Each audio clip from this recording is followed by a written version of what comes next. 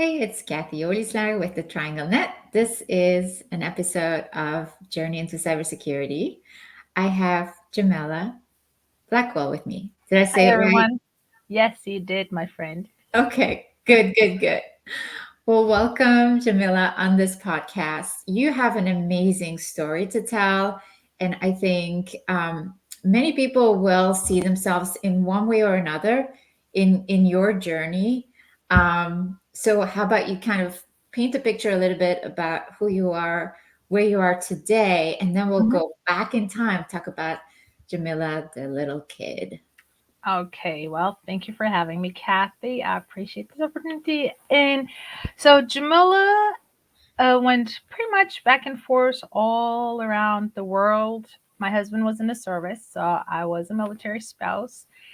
Mom to three amazing boys, and a little zoo in our house with dogs and cats. So, I grew up in Germany, and you know, I grew up bilingual, meaning we spoke Turkish at home. My parents are from Turkey, and I went to German school since we lived in Germany back then.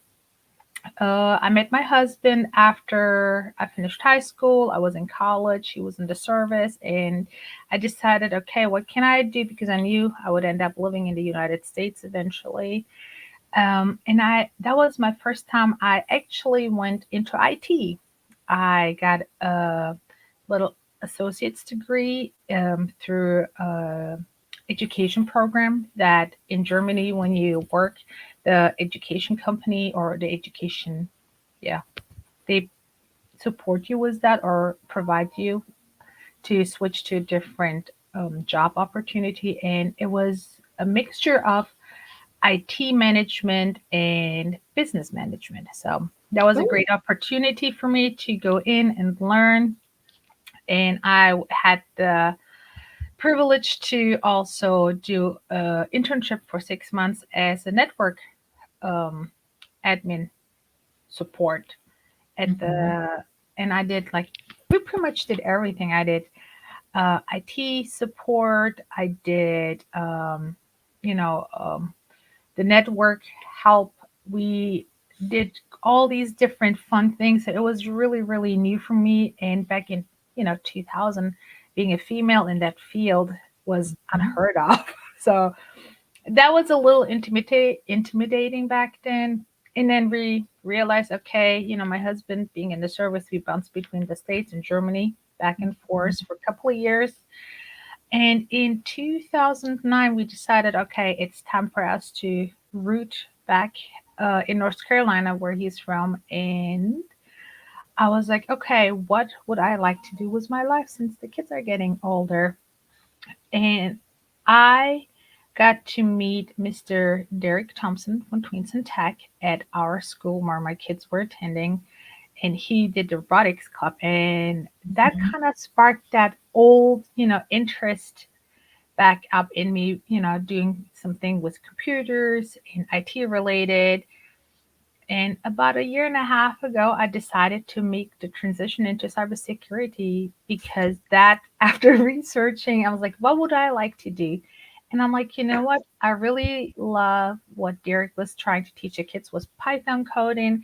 I really love to do puzzle solving. So how can I, bring these components together and make money with it at the same time having fun?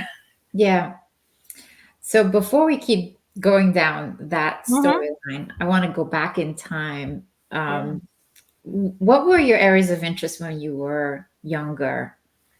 My areas of interest were always education, some type of education. Mm. And I'm a huge animal lover. I was thinking maybe would have maybe as a second option be like a veterinarian, but I realized no, I get emotional too attached. I can't do this. Nope, Oh yeah, you take nope. them all home. Yes, yes. So we're always foster failures. That's why we have so many animals. So that Yes. was like, and that Hmm. was as a little girl, but always educating, helping people. That was my passion. Yeah, I can see that because you and I crossed paths at Yeah. Southern Wake Academy, volunteering as well with our kids going to, well, that was the middle school, going Yes. to Washington, D.C. Yes. So you are already donating your time to schools, PTAs, Hmm. and then some. But then you and I, we started to cross paths more and more and more, Yes.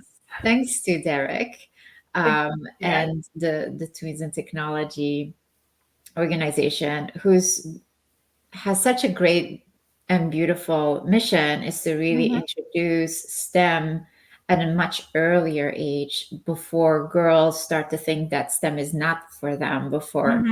all the biases and the stereotypes and society does a number on their heads. And Yes. so allowing them to see the full potential and the power they have within. So I've seen you work really hard for them. So what did you start teaching first? Um, because you've been teaching a few things, haven't you? I did. So honestly, my first teaching job was back in high school when I was in Germany. So what happened was, my background story is, like I said, I grew up bilingual, meaning my parents are from Turkey. They still live in Germany. And when we were younger, when we were, school age, my parents decided, hey, you know what? We're gonna send all the kids back to Turkey. You guys are gonna start school in Turkey. I started elementary school Turkey, did, 3 years in Turkey, got to see my parents summertime. And after third grade, my parents like, you know what? I think we're not able to completely break off from Germany, come back to Turkey. So all the kids are coming back.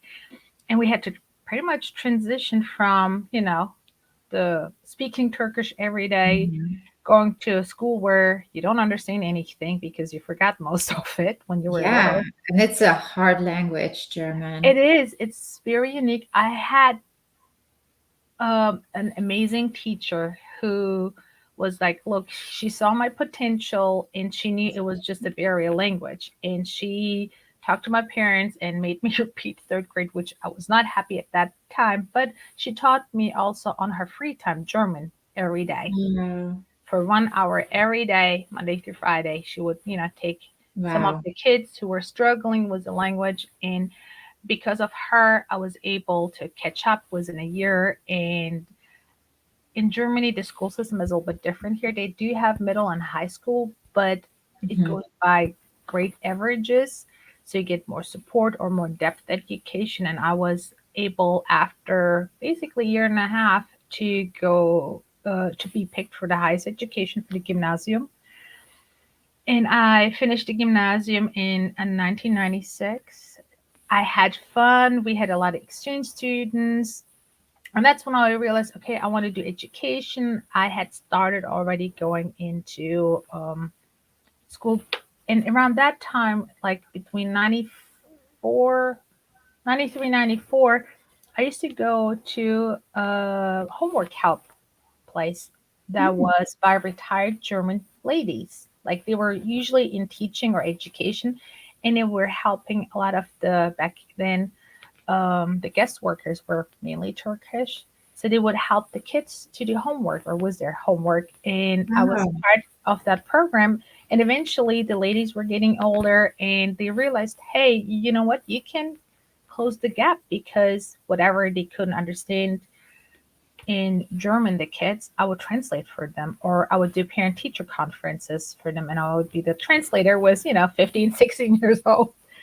And I got to Wow. manage that after I graduated high school. They asked me to step in, and as a high schooler, I was supposed to, interview college kids for the position to help us out.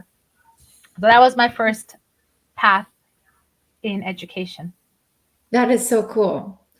And the funny thing is, I studied translation Uh in huh. Belgium, including German, and I studied in Germany. So you and I have so much in common. It's really Yes. cool to. Because didn't you study also in the town I grew up in, Heidelberg? Yes, yes, I studied in Heidelberg, where I lost my heart. There's this song, Yes. "Ich habe mein Uh Herz huh. in Heidelberg verloren." Yes. So Ah, for anyone and who so wants did to go you. to Germany, I did. I surely did. Yes, yes. Oh, that's too funny. And anybody who has the opportunity should go and visit. It's an amazing town with, lots of history, and you don't have to speak German. because it's a college town, half of the Yes. population speaks English. Yes, yes, a very highly educated Hmm. population. Yes, The University of Heidelberg is just so special. It's like the Oxford mhm, of Germany, I it was is. told. Yes, that is true. Yes, and it's just magical. I was there from the fall through the spring semester, and so Hmm. the foliage changes. It's like in a valley with a river. Hmm. Oh, we could go on and on, but it's Yes, magical because it's got a castle on a hill. Like it it's is. just Yes, beautiful. my kids really enjoyed when we go visit. We go Yeah, there every 2 years, and we always like it's just a new discovery, even though they yeah. have seen and participate in different activities there. They're like, oh man, we can't wait to do it again. Oh, and the bakeries. Oh, Oh, don't so tell me bad. about the food. The Yes, bakeries. that's one thing also. You can go to Germany, eat and lose weight and come back. 'Cause you can walk everywhere there. Yes, yes. I had the It's funny beautiful. stories. I taught aerobics there in my broken German. So Oh my. yeah, so I could binge on all the bread all I wanted, and then I just went to Uh-huh. work it But off. yeah, so education was always somehow part of my Yeah, life. And I was also trying to stay up to date, being able to keep up with the kids, my kids, back then, the other kids. yeah, And then, like I said, computers were introduced in 99 in my life, where I was like, okay, Hotmail and all that stuff. The first, chats, the chat rooms where you could, talk to different people around the country. And then I realized, you know what, that is something that I would really enjoy. But because, I knew my husband had always priority due to his job being in the service, you know, always moving back and forth between different countries. I was like, okay, I'm just going to step back, try my best, to help him out as far as I can. And I always worked in retail. hmm, And then after we had kids, I was like, okay, it's kind of difficult to work in retail if you work 7 days, all hours.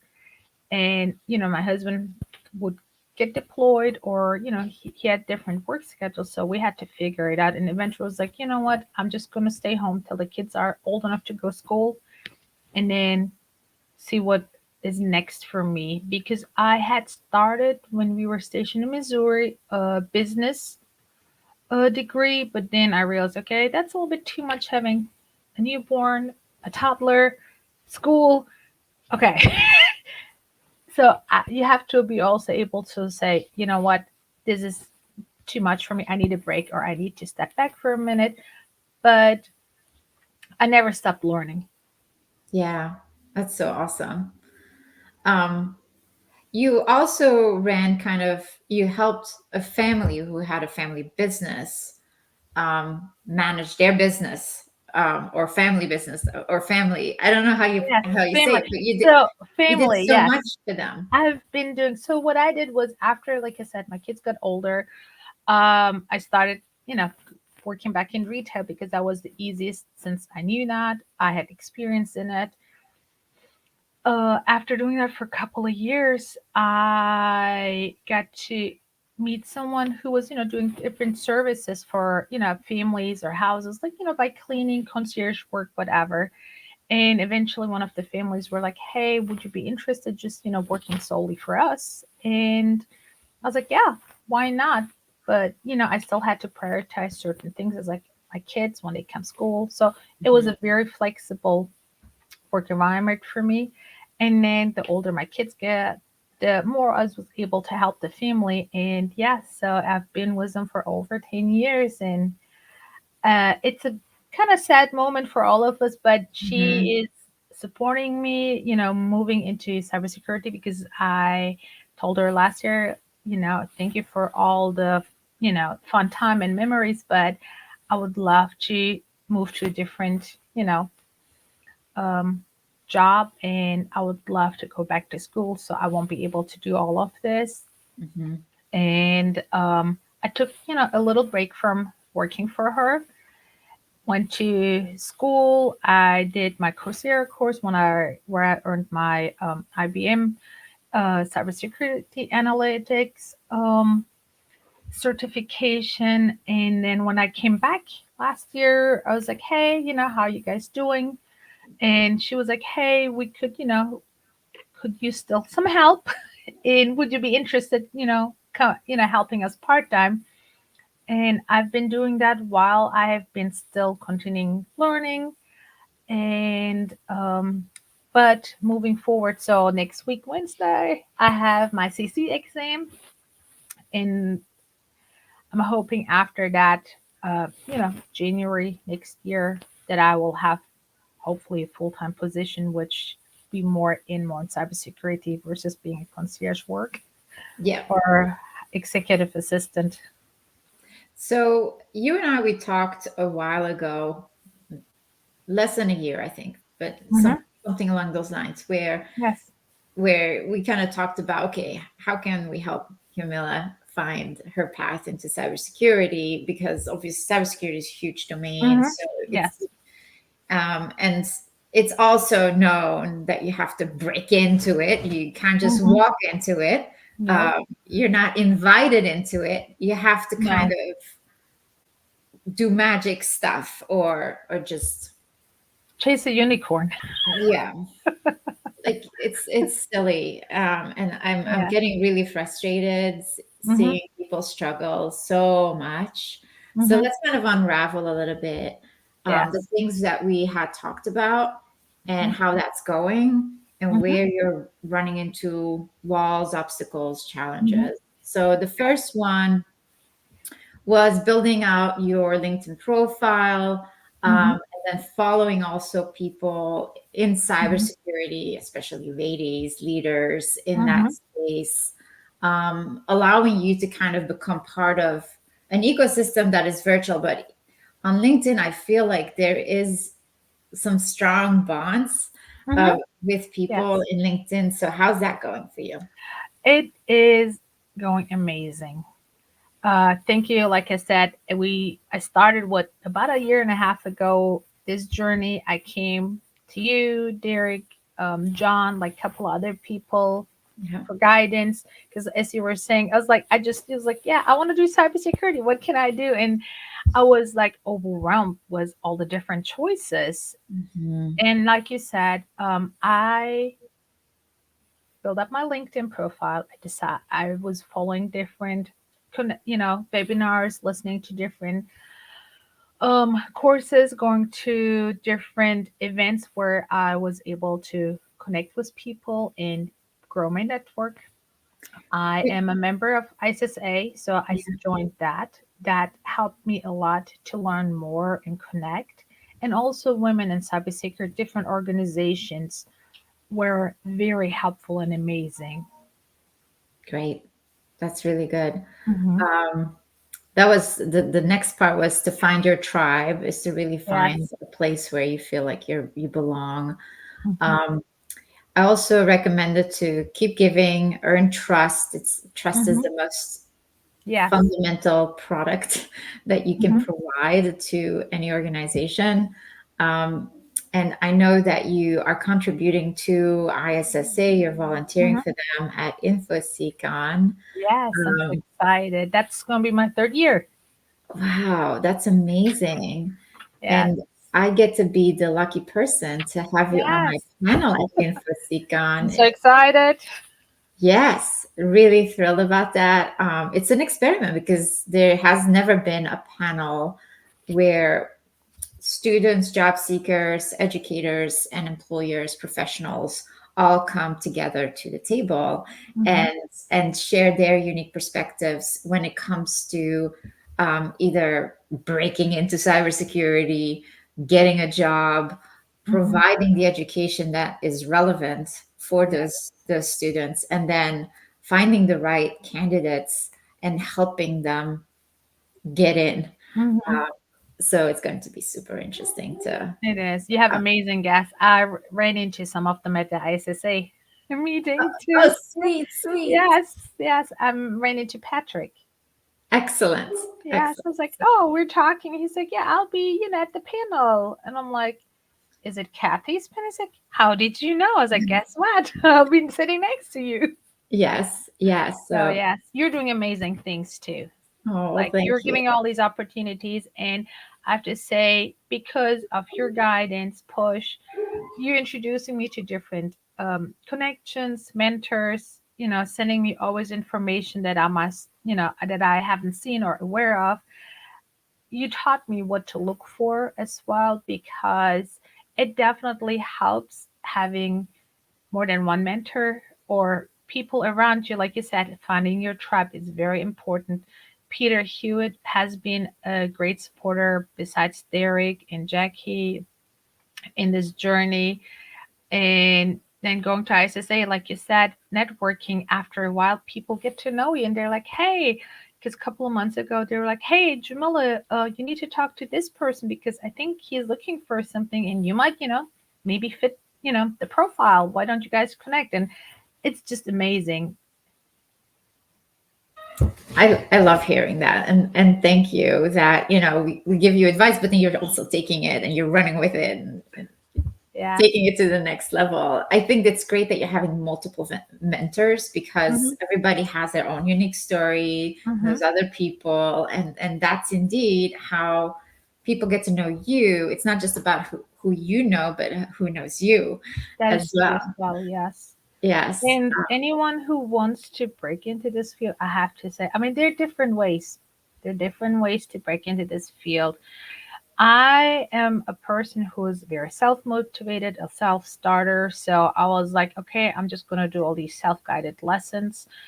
Hmm. Versus, some people went to ECPI or they were like, hey, this is what I want to do, or going to Wake Tech and getting an associate's degree. But there is no right or wrong way. Like you said, you just have to decide what you want to do. And the thing is, you might be into, 6 months into something, you decide it's not the right way.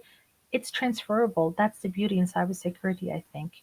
Yes, yes. And it's important to highlight that human resource management Yes. has this little checklist Hmm.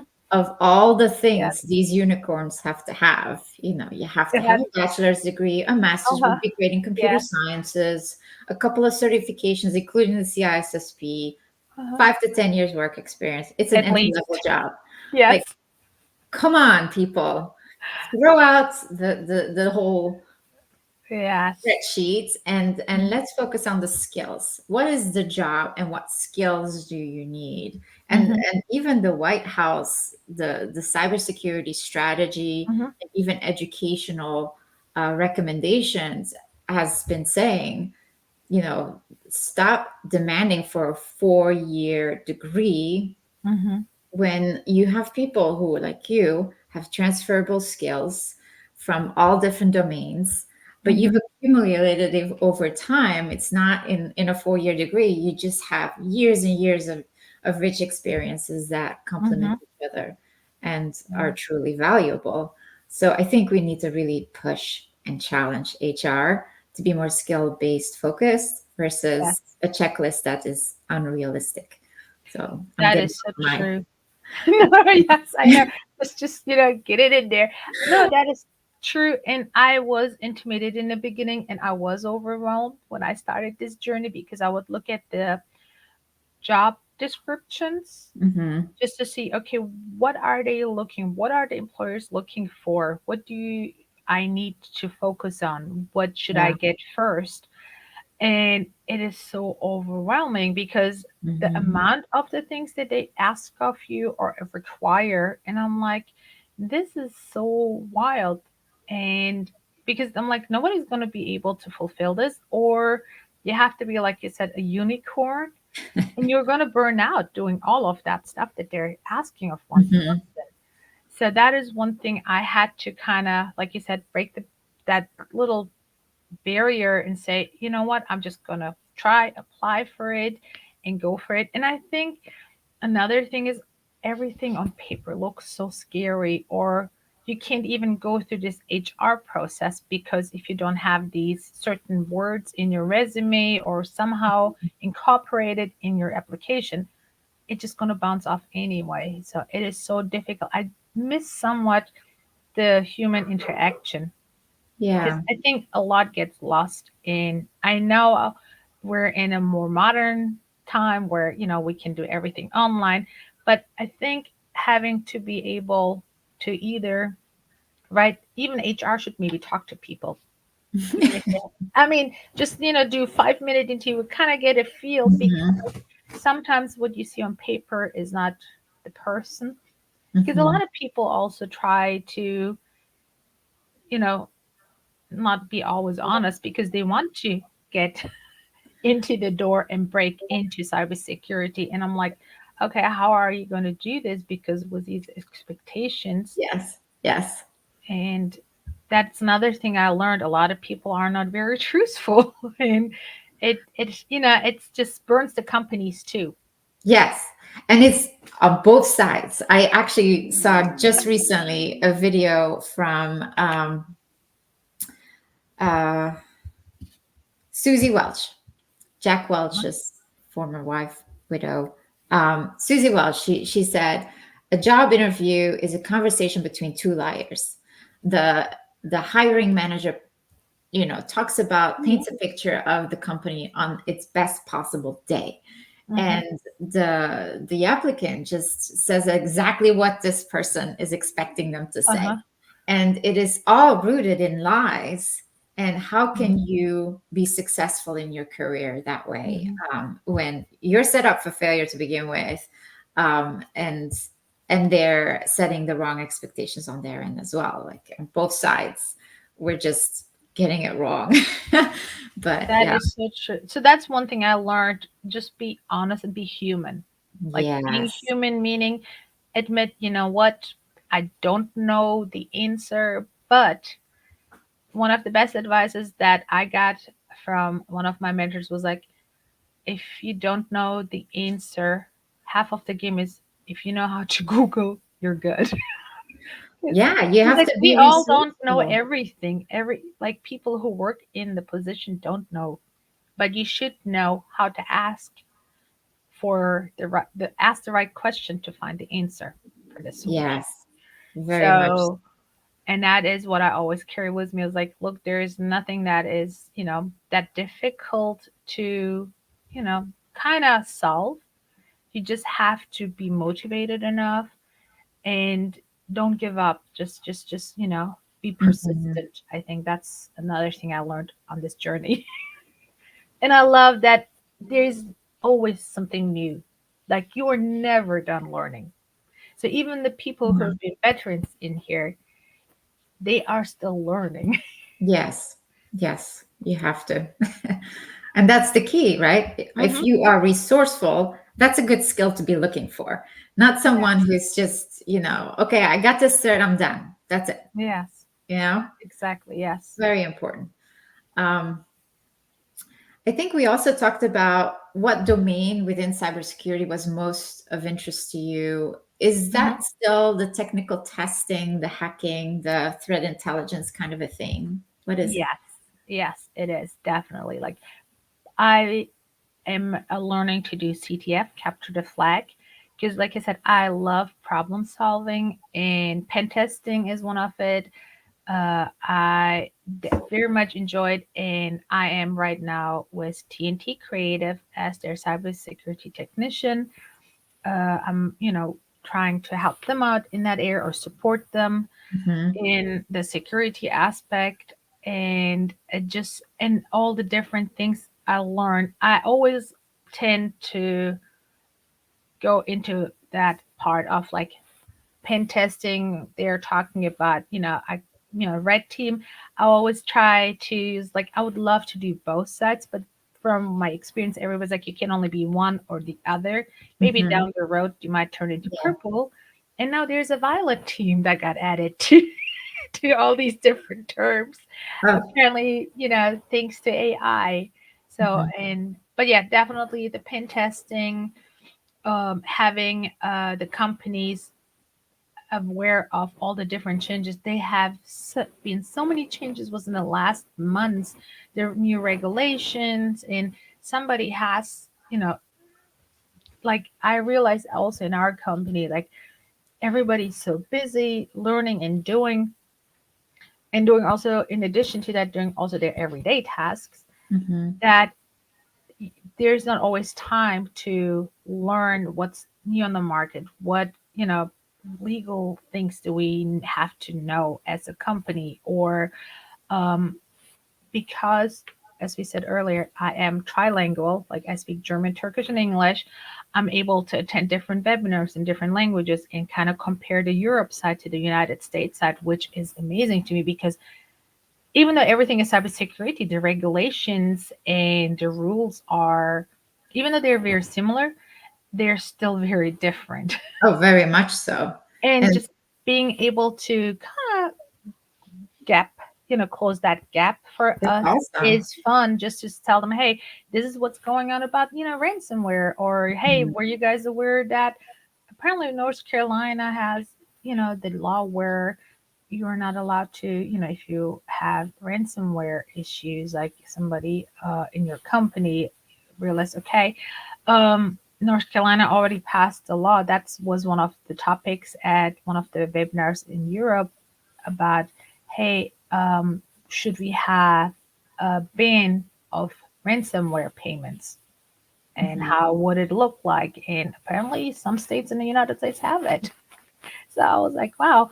And that's where all this information is important. And then just relating to the team or to my network, because Mhm. they are very good in what they're doing. But because everybody's so busy, I'm like, hey, were you guys aware of this? And it's that little, aha or victory moment for me. Yeah. Like, oh no, you know what? Keep doing what you're doing because that helps us as well. Yeah, definitely. And many organizations operate in both the US, Europe, Hmm. and also even within Europe, Germany has a very high standard around Yes, cybersecurity. I know yes, that much. So that's very. really good. But yeah, the way data is viewed in Europe versus here is completely different. Hmm. There, they are protecting the data of citizens. Here, they're protecting the corporate interests above everything else. Let's be Yes. real. Hmm. Um, so, yes, And that's another GDPR. thing you need to know, like you said, because here it's more corporate interest. If you have relations with different companies or do business with different companies in Europe, you are have to comply to their regulations, and Yeah, that's sometimes they're not aware of things, and yeah, it can end badly for the company. yeah. So that's why it's good to have translators. It is, yes. You Yes. you and I need to get together, open up a new niche, huh? Absolutely, but you already have it. Like it's right here. Not only do you speak the language, but you can translate the regulations between one and the other. You can That is help true. a Yes, I business. see. I didn't even think about that. It just comes Yeah, so yeah, natural for me. exactly. Yeah. It's like, of course, but Yeah. nobody else has this perspective like you do. Yes. They And, don't. and and you know what? Thank you, because I have another amazing friend and mentor, Mehtap. She is from Turkey. She is a SOC analyst, and she's like, hey, and when we all speak German and Turkish, well, sometimes I slip into German. She looks at me. I'm like, oh, I'm sorry, you don't speak German. You speak Turkish and English. But it's amazing because when we're at ISSA, and I just go back and forth sometimes, and they're like, how do you do that? I was like, I don't know. Mhm. It's just, I guess because I grew with it, it's muscle memory. Mhm. How do you Yeah, dream actually? Do you, when you dream, Kathy, since you speak so many different languages as well, do you dream specifically in English or do you dream in Dutch? What do you dream in? probably English Yeah. now. See, it was me. It depends who I'm talking to. I dream in Well, all yes, three. depends on where I am. Yes, that's what I was gonna say. Because a lot of people ask me, "What do you dream?" And I was like, "Well, it depends who I'm talking to." Yes, In my dreams. very true, very true. So I should Yes, correct myself on that one. It all yes. depends. Yeah, that's cool. Hmm. But that's why cybersecurity. I think I have something of value to bring to the game and to the table. Duh. I mean, it's so obvious to me, but some Yes. people go by pieces of paper and Hmm. they have something in their heads, and it has to fit there on paper, and that's why we're having Yes. this podcast right now. Hmm. I To appreciate. it And all. like I said, thank you to TNT Creative to giving me the opportunity to learn more and, you know, and help me in my journey to cybersecurity. Yeah, for sure. Now, when we started talking about pen testing and all that jazz, Mm-hmm. I think either Pete or I, we recommended doing some capture the flag, some Mm-hmm. try hack me stuff. Have you done any of that yet? I did some. So I was one of the fortunate Vices Women in Cybersecurity sponsorship recipients for IC Square, the CC Mm-hmm. uh, class. After that, I applied for another one, and the first one was a capture the flag. I did some there, but it's very new to me. Yeah. I wasn't able to move on to the next tier, but I enjoyed the opportunity, the learn. So now what I've been doing is I'm doing Pico. So I'm learning to do some capture flags, like different challenges in Pico. I am also trying to work the Huntress one because I was told, hey, if Ah, you're trying to do capture the flag, right now the company Huntress has also their capture the flag game, and it is a little easier than Pico. So I'm trying to dabble in that. okay. And Have like you? I said, I haven't been to school. I'm just doing it on my own. So, or Mhm. having my network, talking to some people in my network for help or guidance and Googling it. Yeah. That's pretty much it. Yes. And it was fun. Yes. I did some of them and I learned some of them. And it is a lot of fun. It is Hmm. a lot of fun if you enjoy puzzle solving because it is very time consuming. Yeah. Yeah. But I also know that I mean, you participated at the Twins in Technology, Robotics, Yes. Coding, and Yes. Cybersecurity Camp. Uh, Yes. so that was a whole lot of fun. And you really taught these kids everything on that week. Uh, Thank you. Yes, so we had a fun camp this year, and we did use Lego Spikes to do Python coding. Twins in Technology is focused on a younger group age where we're trying to, show them, hey, you guys can already start coding by playing and games, and that's when, yes, we had an amazing, amazing group of kids. I mean, Hmm. they are young, but wow. I mean, they were Yeah. grasping so quickly to the material and just, taking off. So yes, I did that too. So I dabbled a little bit in Python. I'm trying to teach myself Python coding, and it just, it just fun, and the kids just enjoyed it so much. And I like I said, I love teaching, and that's one of the things that I really, really, I think don't see as even a job. Like I just enjoy it so much. It just amazes me and just fills my heart with happiness just to teach the kids. Plus, we had a few girls this year in our camp.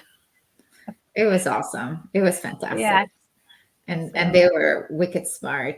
We yes, played fun card yes, games, cybersecurity card games with them, and they caught on it right was. away. Yes, we love that game. And what fun thing was also we had kids from different, you know, um, parts of the world also in our Mhm. camp, and it was fun to kind of talk to them in different languages and just teach them. But yes, this is it was an amazing, amazing time. Yes. And it was astonishing to me how much they knew about cybersecurity Yes. already getting Hmm. into that camp. Um, I think we're just underestimating the potential of children K through Hmm. 12 and their ability to learn cybersecurity. It is absolutely time, past due time for them to really get that introduced in the curriculum now. Yes. And I think North Carolina actually just recently also tried to do something to that effect. Again, following Hmm. what the White House and the Biden administration is trying to promote is a Hmm. stronger educational system where Hmm. cybersecurity is part of the curriculum from a very young age because we Yeah. cannot underestimate these children. They are so No. wicked And because a lot of them, due to COVID, also were homebound, and the Mm. computer was the only outlet for Yeah. them to communicate, or just kind of forget about what was going around them.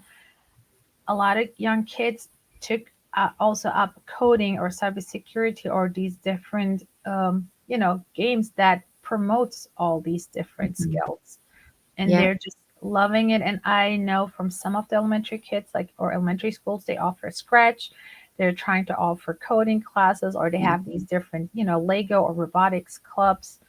And these kids, like you said, they're just 9, 10, 11, and they can. I was like, wow, can you teach me again how you did this? Like, how did you code this, and why did you do this? Because a very popular game is also Roblox, and apparently that's also where you have to code yourself to get your environment built. And it's like similar to not Fortnite, I'm sorry, was it Minecraft? But instead of Yeah. the remote, you use the coding skills. Yeah. Yeah. That's all amazing. Hmm. Um, was there anything else? We talked a lot about you liking to teach, you liking Hmm. to solve puzzles and solutions, and you're a natural translator. Are there other reasons why cybersecurity is attractive to you? Yes.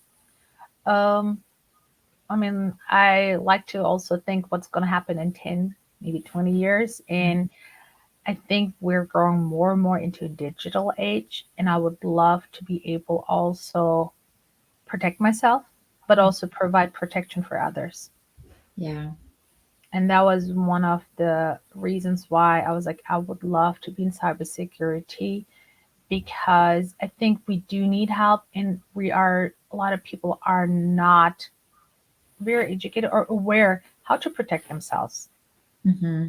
and what to do. I know we have a lot of companies, but like you said, teaching the kids, have a good password, how to keep your information safe, how to, when you go online, don't put mom's dad's credit card in your, when you're purchasing the game, because those are all information that are being recorded or can be used maliciously or with bad actors. Or don't use mom's work laptop to play a game and get a virus on it, No, or a don't do that. Trojan horse. Like, yeah, all those things. And I think that was another reason for me to go into this, because we Hmm. have to start thinking of, for everybody being educated in this at a young age, because everybody has cell phones now. I mean, Yeah. the elementary school kids have cell phones, and they're not aware what they're doing, or how, No. what people are doing, or all the things that they post online.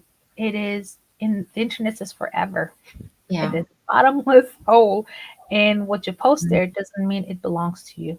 If it's on the internet, about 80% belongs to the internet. Yes. So you might Yeah. say it's on your profile.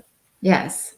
Very well said. So, so it's certain things, and that's why I would love to go into cybersecurity. I think that is something for everybody to know, no matter how old or young you are, how to protect yourself. Unfortunately, there are more and more people who use this information maliciously. Hmm.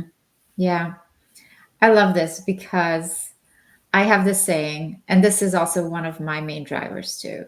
Hmm. Once you know, once you really know how Yeah. bad it is, like Yes. you have a choice. You Hmm. have one simple choice. Either you're part of the solution or you're part of the problem. It's that Hmm. simple. But you have to play part. You have to be part of the solution. Otherwise, you are dragging us all down. So do Yes, something, you know? exactly. Please, please. Yeah. So, and that's the reason why I wanted to be pen tester, or something in that along the way, like something like that, because how can you protect something you don't understand? Mm-hmm. Yeah, very true. Plus, you've Mhm. got three boys. Yes, and, yes. and you are such a strong role model. I'm sure between you and your husband, they are Hmm. surrounded by great examples. And Yeah, I've met your boys. They're amazing because they too volunteer. They too yes. give their time to help kids. They're Hmm. already invested in the next kid. To Yes, me, they that is enjoy it. Hmm. That is such a beautiful example you gave them, and now they're already emulating that behavior. And that is to me gold. That's the best thing you could do as Thank a you. parent. Yes, for Thank sure. you. Yes, preparing the next generation because, like, you Hmm. and I know we are in the field, we are aware of the dangers, and we have to teach. It starts at home, teaching at home. Yes, yes, very much so. Hmm.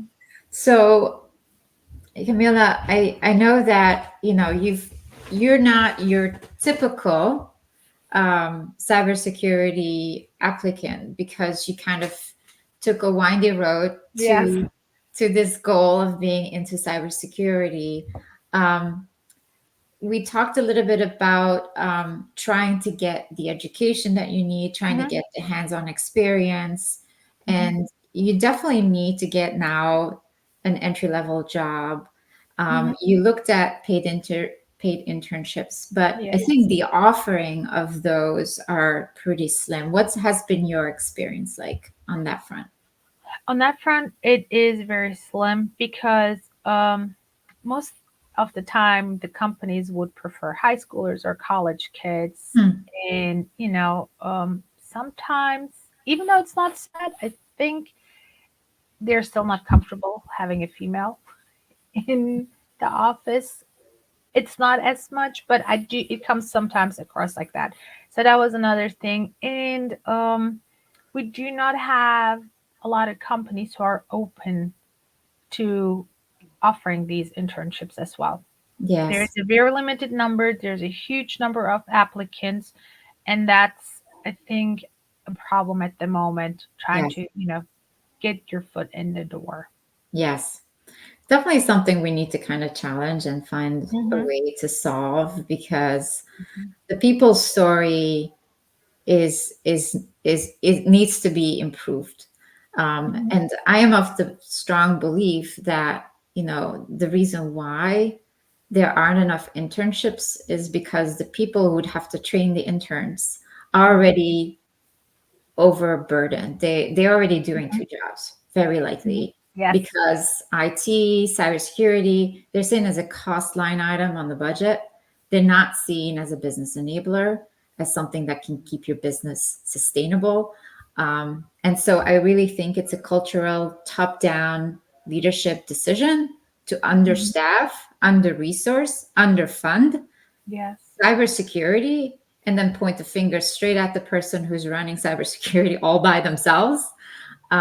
But they're the ones who cannot do more. They cannot train the intern on Hmm. top of everything else that's thrown at them. Hmm. And I think we Or really need even to fix start. the mistakes that the intern maybe might have done because they were not Yeah. trained. Well, that's true, but I think that's not even a thought because there's no intern, there's no No. internships Yes. because nobody's funding it from the top down. Nobody's Hmm. seeing it as a need.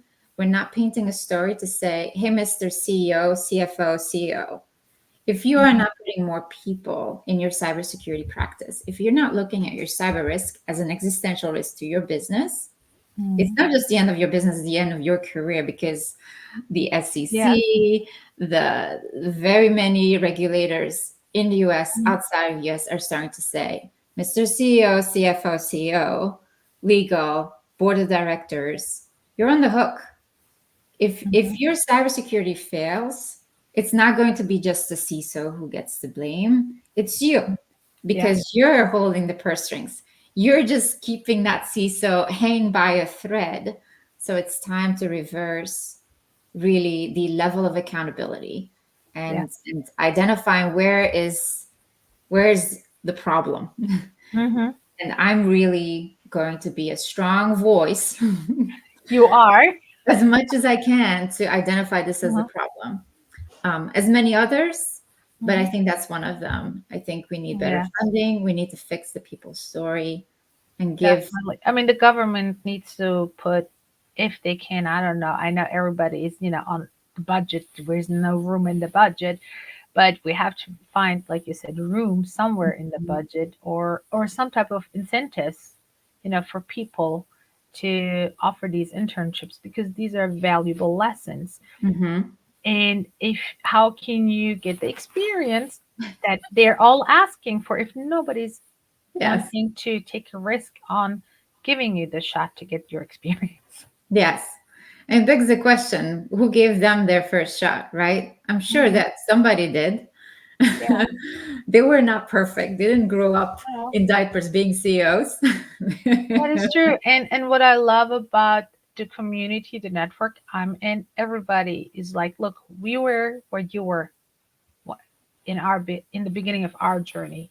So Yeah. yes, and and I'm always happy to hear their opinions or their suggestions, their advice, because they already walked this path, and I'm trying to have this journey as flawless as I can, or as quickly get to a position where they are, Yeah. by listening to their advice, by listening what to do or not to do, and go on. Mhm. And then try to also figure out, what is best for myself in the process, and then pass it on to the next person.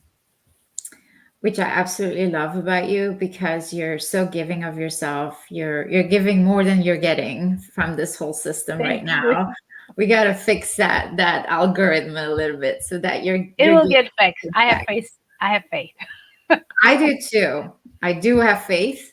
I Uh-huh. think sometimes you have to make change happen. So that's what we're That's doing yes. here today. So Thank you. Yes. So, Camilla, I wanted to thank you for sharing your story, and, just highlighting how unique every individual can be and how their background, their experiences, the windy road that they have been on is a quality and something that needs to be taken into consideration, Mhm. by everyone.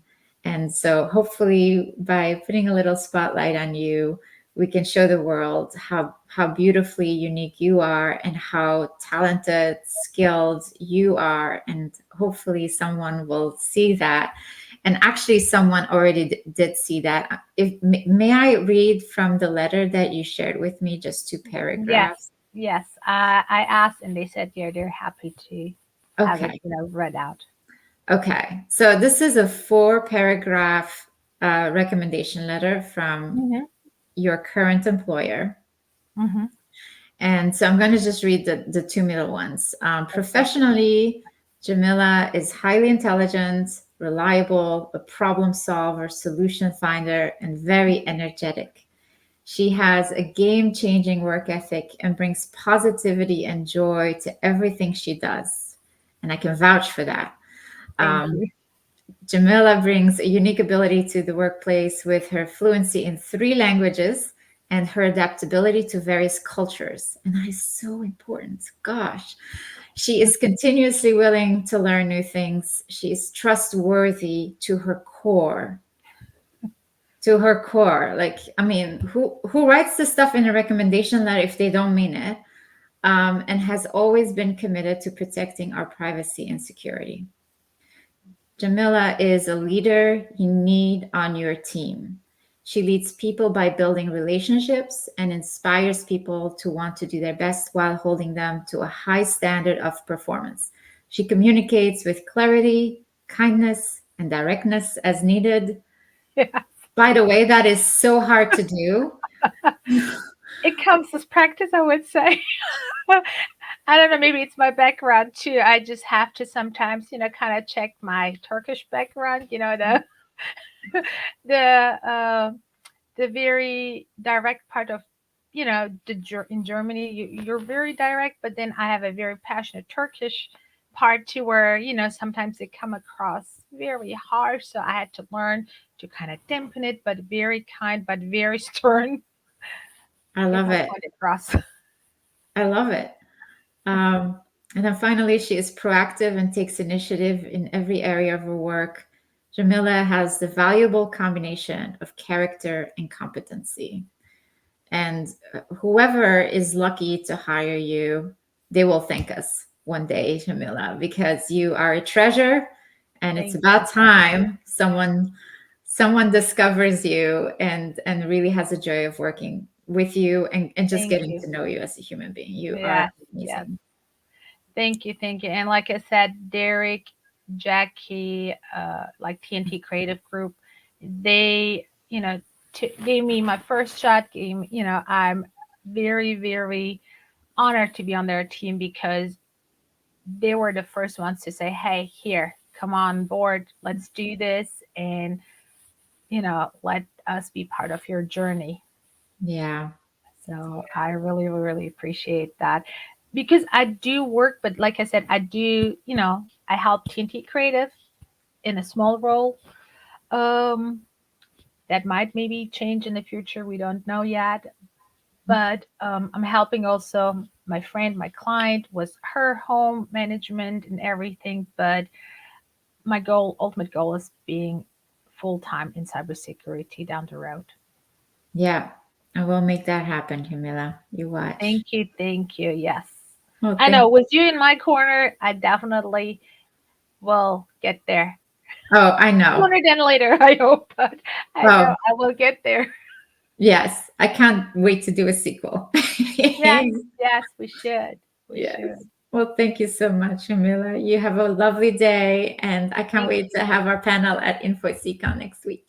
you too, Kathy. Yes, I can't wait. It's gonna be amazing. And don't give up. Whoever listens to this and Mhm. doesn't know what to do, go to someone that you know, or even just write Kathy or me. I'm happy to. If anybody wants to, know Mhm. more, please reach out to us. I'm happy, to share more my journey to kind of point you in the direction that, helped me, that Kathy told me, my mentors, like this is an amazing community. I have to say also before we finish up, like I have never seen any community this open arm and welcoming and supportive.